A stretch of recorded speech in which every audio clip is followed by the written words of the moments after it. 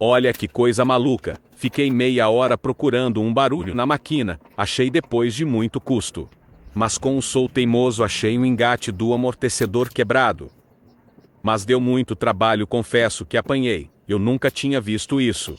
A máquina veio para fazer limpeza, e estava cheia de segredos ocultos e obscuros da terra de Chernobyl.